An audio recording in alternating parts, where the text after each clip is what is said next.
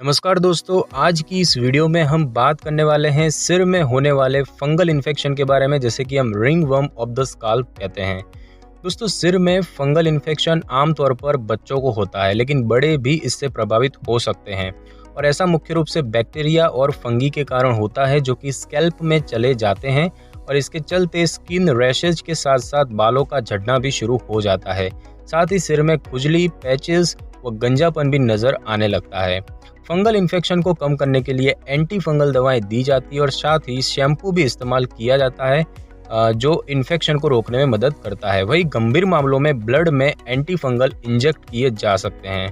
तो आज इस वीडियो में हम जानेंगे सिर में होने वाले इसी फंगल इन्फेक्शन के बारे में। दोस्तों, सबसे पहले तो हम जानेंगे इसके कारणों के बारे में। तो दोस्तों, स्कैल्प को साफ न रखने के कारण फंगल इन्फेक्शन हो सकता है। साथ ही हवा में पाए जाने वाले फंगस के कारण भी ऐसा हो सकता है। फंगल इन्फेक्शन के कई कारण हो सकते हैं, जैसे कि कई बार सिर में फंगल इन्फेक्शन म्यूकोरमाइकोसिस यानी कि ब्लैक फंगस के कारण हो सकता है, और ये मिट्टी में पाए जाने वाले फंगस के कारण होने वाला एक दुर्लभ इन्फेक्शन है। किसी प्रकार की दवाइयों से एलर्जी के चलते भी ऐसा हो सकता है, और ज़्यादातर एंटीबायोटिक के सेवन से हो सकता है। डाइट में बदलाव करने से भी हो सकता है। स्ट्रेस के कारण भी सिर में फंगल इन्फेक्शन हो सकता है। डायबिटीज़ का अनियंत्रित होना भी इसका एक कारण हो सकता है। बहुत ही स्ट्रॉन्ग केमिकल व ब्यूटी प्रोडक्ट के इस्तेमाल के चलते भी ऐसा हो सकता है। आपके स्कैल्प पर छोटे छोटे कट्स हो सकते हैं, जिनसे कि फंगस अंदर जा सकते हैं और इन्फेक्शन का कारण बन सकते हैं। और जिन लोगों का इम्यून सिस्टम कमज़ोर होता है, उन्हें भी फंगल इन्फेक्शन होने का खतरा ज़्यादा होता है। दोस्तों, बात करें सिर में फंगल इन्फेक्शन के इलाज की, तो दोस्तों सिर में फंगल इन्फेक्शन के लिए कई तरह से इलाज किया जा सकता है। सबसे पहले तो डॉक्टर ये देखते हैं कि फंगस किस स्टेज पर है। कुछ मामलों में शैम्पू बदलने से, तो कुछ मामलों में एंटी फंगल दवाओं से इसका इलाज किया जा सकता है।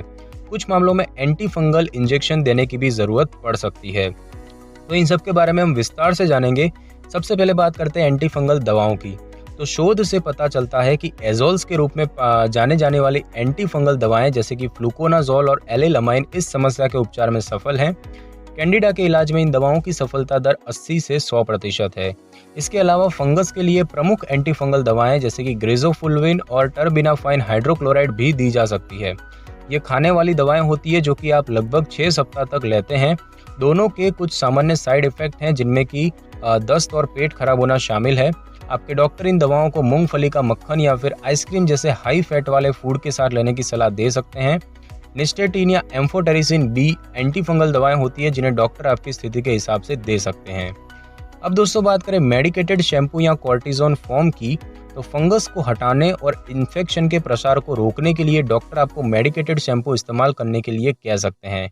और शैम्पू में एक्टिव एंटी फंगल घटक होते हैं। तो कुछ ऐसे घटक हैं जिनमें से कोई भी अगर मेडिकेटेड शैम्पू या कॉर्टिजोन फॉर्म में है, तो उसका इस्तेमाल किया जा सकता है, जैसे कि ketoconazole, selenium sulphide, clotrimazole, econazole, oxiconazole, miconazole, naftifine या फिर टर्बिनाफाइन। दोस्तों, मेडिकेटेड शैम्पू फंगस को फैलने से रोकने में मदद करता है, लेकिन यह फंगस को मारता नहीं है, और ऐसे में डॉक्टर कुछ दवाओं के साथ इस शैम्पू का उपयोग करने की सलाह देते हैं। मेडिकेटेड शैम्पू को 1 महीने के लिए हर सप्ताह 2 बार उपयोग करने की सलाह डॉक्टर द्वारा दी जा सकती है, और इस शैम्पू के इस्तेमाल के दौरान 5 मिनट के लिए शैम्पू को लगा रहने दें और फिर धो लीजिए। दोस्तों, बात करें घरेलू उपचार की, तो कुछ लोग स्कैल्प इन्फेक्शन के इलाज के लिए प्राकृतिक विकल्पों का उपयोग करते हैं।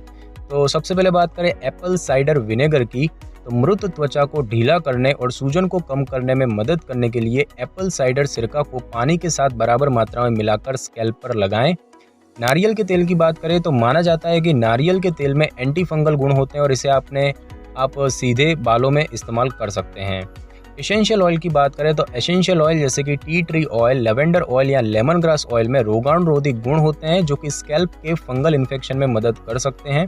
और इसके लिए आपको प्रति 1/4 कप एसेंशियल ऑयल में 12 बूंद नारियल तेल को मिलाकर स्कैल्प पर लगा सकते हैं। नारियल की जगह जैतून का तेल भी इस्तेमाल कर सकते हैं। और अब दोस्तों, बात करें इसके रिकवरी और री इन्फेक्शन की, तो फंगस धीरे धीरे ठीक हो जाता है, लेकिन किसी भी सुधार को देखने में 1 महीने से अधिक समय लग सकता है, और ऐसे में आपको संयम रखना होगा और डॉक्टर के निर्देश अनुसार सभी दवाएं लेना जारी रखें। यह सुनिश्चित करने के लिए कि इन्फेक्शन ठीक हो रहा है, डॉक्टर जो है वो 4 से 6 सप्ताह में आपकी जांच कर सकते हैं। फंगस से छुटकारा पाना मुश्किल हो सकता है और कई बार इन्फेक्शन एक से अधिक बार भी हो सकता है और कई बार गंभीर स्थिति होने या दीर्घकालिक प्रभावों में गंजेपन जैसे पैच या निशान भी पड़ सकते हैं। फंगस का इलाज शुरू करने के बाद आपको अधिक लोगों के संपर्क में आने से बचना चाहिए, क्योंकि ऐसा करने से दूसरों को भी फंगस होने का डर हो सकता है। यदि आवश्यक हो तो पालतू जानवरों और परिवार के अन्य सदस्यों की जांच की जानी चाहिए और उनका इलाज किया जाना चाहिए, इससे कि दोबारा इन्फेक्शन को होने से रोकने में मदद मिलेगी। परिवार के अन्य सदस्यों के साथ तौलिए, कंघी, टोपी या फिर अन्य व्यक्तिगत सामान साझा न करें। आप संक्रमित व्यक्ति की कंघी और ब्रश को ब्लीच के पानी में भिगोकर कीटाणु रहित कर सकते हैं और इसके अलावा किसी भी प्रोडक्ट के सिर पर उपयोग से पहले पैच टेस्ट करना जरूरी है। त्वचा के एक छोटे से हिस्से पर इसे लगाकर देखना चाहिए। अगर कोई जलन या दाने नहीं आए तो आप इसे अपने सिर पर लगा सकते हैं। दोस्तों, बात करते हैं कि सिर में फंगल इन्फेक्शन से बचने के क्या उपाय हैं। तो कुछ जरूरी बातों को ध्यान में रखकर सिर में फंगल इन्फेक्शन के होने से रोका जा सकता है, जैसे कि प्रोबायोटिक से भरपूर चीज़ों का सेवन करें। एप्पल साइडर विनेगर का उपयोग भी कर सकते हैं। Diluted tea tree oil shampoo का उपयोग कर सकते हैं। बालों और स्कैल्प को साफ, स्वच्छ व ड्राई रखना चाहिए। संतुलित आहार का सेवन करना चाहिए। एंटीबायोटिक दवाओं के अधिक सेवन से बचना चाहिए। टोपी, हुडी और स्कार्फ का उपयोग कम करना चाहिए। हार्ड साबुन, केमिकल से भरे शैम्पू का इस्तेमाल नहीं करना चाहिए और अगर एक्सरसाइज के बाद अधिक पसीना आता है तो सिर को अच्छे से धोना चाहिए। स्ट्रेस को कम करने की कोशिश करनी चाहिए। अगर आपके स्कैल्प में इन्फेक्शन लंबे समय से है तो सिर पर बहुत सारी परत और डेड स्किन जमा हो सकती है और ये सभी इन्फेक्शन बालों के झड़ने का कारण बन सकते हैं और यह उन लोगों में विशेष रूप से आम है जिनमें कि हाइपोथायरॉयडिज्म है। सिर में फंगल इन्फेक्शन होना आम है, जिसे कि ओटीसी एंटीफंगल दवाएं, मेडिकेटेड शैम्पू या घरेलू उपचारों के साथ इलाज किया जा सकता है और शरीर के अन्य भागों में फैलने से रोक सकते हैं।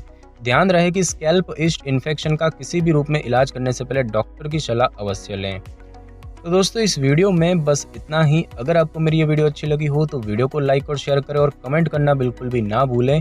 और अगर आप हमारे चैनल पर नए तो चैनल को कर ले सब्सक्राइब और बेल आइकन के बटन को कर ले क्लिक, ताकि मेरी नई वीडियो की नोटिफिकेशन सबसे पहले आपको मिल सके। Thanks for your time.